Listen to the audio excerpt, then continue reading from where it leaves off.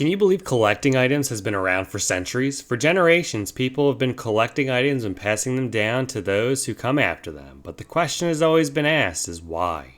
Why do people have a desire to collect things? Why do people spend hundreds if not thousands of dollars on these random items? In this video, we are going to look into the mindset of collecting and why it happens. We will also dive deeper into some of the biggest collecting fads over the years and understand why they died off, as well as look at those that have survived the decades. Based on what we know from historical context, it seems collecting, or the concept of collecting in a modern sense, has been around since the days of Mesopotamia. However, the human nature of collecting goes far beyond the days of early established society. According to the New York Times, archaeologists had the collections of items in caves dating back over 40,000 years. Obviously, these collections looked very different from what we saw in early society or today, but it still establishes the fact that humans have it ingrained to collect. These first examples of evidence came from shells, rocks, and other odd items that would be found in these caves from the ancient world. But why? Why did these people in the ancient days collect, and how did it continue to develop into modern society? Why did even in the early days, before societies were even established, people seem to have a need or desire to collect? Over the decades in the modern era, people have tried to get a better understanding of collecting as a hobby and the psychology behind it. Research says that over 30% of households in the world collect something. Collections develop and build based on the personalities and consumer behaviors of people. Psychology believes that the need and desire to collect comes from things like passion, monetary availability, nostalgia, and just plain addiction.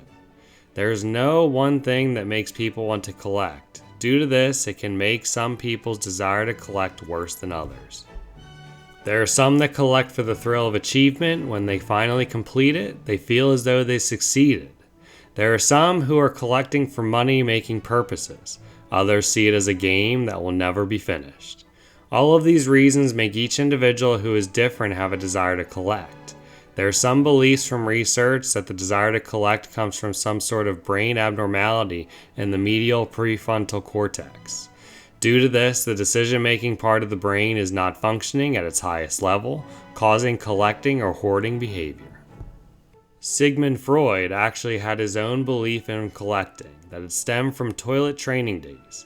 Other psychologists and psychoanalytical professionals believe that the behavior actually comes from 5 main motivators: selfish purposes, selfless purposes, preservation or restoration purposes, financial investment, addiction. The 5th motivation for collection has been called the dark side of collecting, which is addiction. Like a drug, alcohol, or gambling addiction, collecting is also one that can cause a high in one's brain.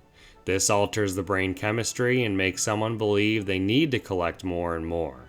That this sense of collecting eases them and makes them feel a power of completeness, and that they are developing some themselves further into a success. However, the addictive aspect of collecting can go far beyond just large collections of unique items like art or memorabilia. It can lead to hoarding, which if you've seen the show Hoarding Buried Alive, you know the damage that can occur. The addictive personality traits of these people make them have the desire to push their collecting far beyond these normalities of people. They go far beyond it, collecting things like cardboard boxes, trash, and other items that eventually make their homes unlivable. Due to this addiction, people's lives have been ruined. They have been uprooted from homes. This addictive hoarding form of collecting is called compulsive hoarding. Essentially, it's the same things that impact your mind when gambling or drinking. The high is created and makes you want to add more and more to your home, causing this out-of-control collecting of random items. Some believe this comes from a traumatic event in one's life, like a death of a family member and wanting to continue their collections, or just that addictive personality trait using collecting as a vice. Either way, collecting can go from passion to addiction. Now that we have a better understanding of collecting, let's take a bigger look at the hobby as a whole and how it has changed over the centuries. As we established earlier in this video, collecting dates back in the ancient days.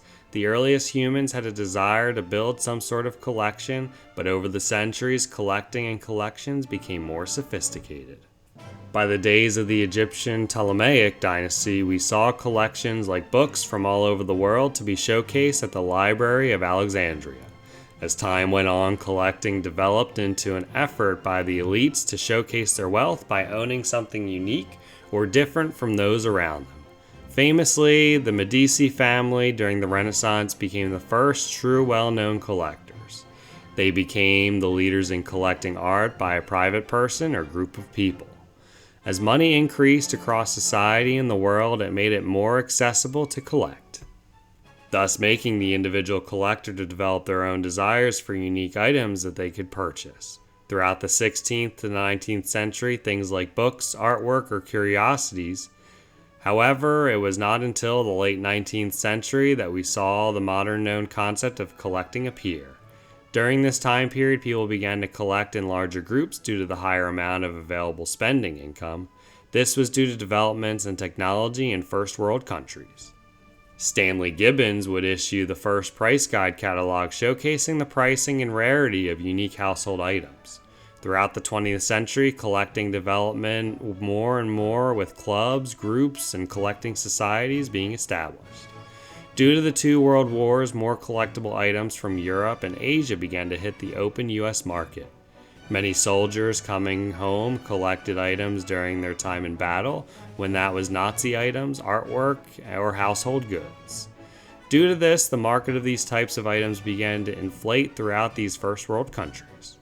By the late 20th century, aka the 1970s through 1990s, we began to see the collecting we know today. This is what many call the consumer goods collecting era. Throughout the 70s into the 2000s, collecting exploded. Anything and everything became a collectible, and if you lived through the 90s, you truly saw the peak of it. If you went anywhere, you saw multiple different types or variations of items. The desire to collect exploded, but also the collector's bubble. Bubbles occur when too many of a specific item are being made and they cannot sustain the collecting of it. A prime example of this was Beanie Babies. Throughout the 90s, these dolls were determined to be collectible. A market was created and people went nuts. No store could keep Beanie Babies on the shelves, thus creating an insane amount of demand, forcing people to buy these on the secondary market, which has now brought people with hundreds of sometimes even thousands of Beanie Babies in their homes that are now worthless for the most part.